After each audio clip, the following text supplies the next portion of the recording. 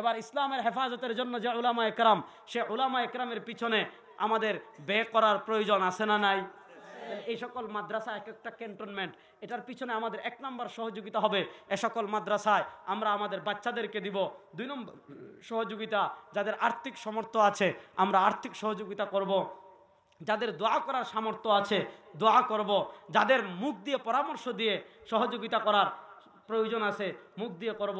আল্লাহ রাব্বুল আলামিন যে কথাগুলো বললাম আমাকে আপনাকে সবাইকে আমল করার তৌফিক দান করুন। কিছু প্রশ্ন আসছে, সেগুলোর উত্তর দিয়ে শেষ করব।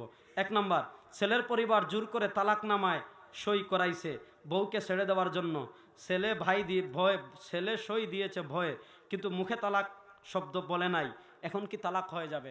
তালাক যদি জবরদস্তিমূলক হয়, যেমন একদম ধরে অস্ত্র ধরে বলছে তালাক দে, একদম মাইরালে মুনাইলে, যদি বা এইরকম কোনো জোর জবরদস্তিমূলক যদি সাইন নিয়ে নেয়, জোর জবরদস্তিমূলক তালাকে যদি মুখে উচ্চারণ না করে শুধু সাইন দে, তাহলে তালাক হবে না। এখন জোর জবরদস্তির মাত্রাটা আমাকে বুঝতে হবে। মাসআলা হলো তালাক ইকরা, জোরপূর্বক তালাক দিলে যদি মুখে উচ্চারণ না করে সাইন দিলে তালাক হবে না।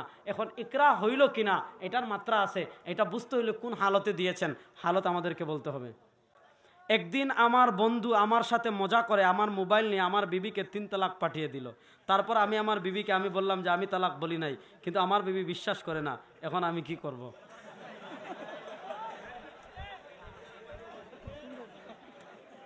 আচ্ছা যাক, মাসআলা হইল, মাসালাটা বুঝেন, মাসআলা হইল তালাক পতিত হওয়ার জন্য মুখে উচ্চারণ করা শর্ত না, বুঝছেন?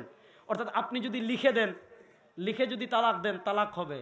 বিয়ে বিশুদ্ধ হওয়ার জন্য মুখে উচ্চারণ করা শর্ত। মাসালা বলেন, আপনি বললো অমুকের মেয়ে অমুককে এত টাকা মোহর করে এতজন সাক্ষীর উপস্থিতিতে আপনার কাছে বিয়ে দিলাম, আপনি বলেন কাবিল তুহা। এখন আপনি কাবিল তুহা না বলে সাইন করে দিয়েছেন, বিয়ে হবে না। বিয়ে বিশুদ্ধ হওয়ার জন্য মুখে উচ্চারণ করা শর্ত, কিন্তু তালাক পতিত হওয়ার জন্য মুখে উচ্চারণ করা শর্ত না। যদি আপনি কি করেন, তালাকনামা মেসেজ বা হোয়াটসঅ্যাপ বা ইমোতে লিখে পাঠিয়ে দেন, তালাক হয়ে যাবে। কিন্তু এটা যেহেতু আপনি লিখেন নাই, আপনার বন্ধু পাঠাইছে, সুতরাং নিশ্চিত তালাক হয় নাই। যে বোন সন্দেহ করতেছেন, যদি আপনি হাজির থাকেন তাহলে বলবেন আমরা সব ফতোয়া দিয়ে গেছে, তালাক হয় নাই। সুতরাং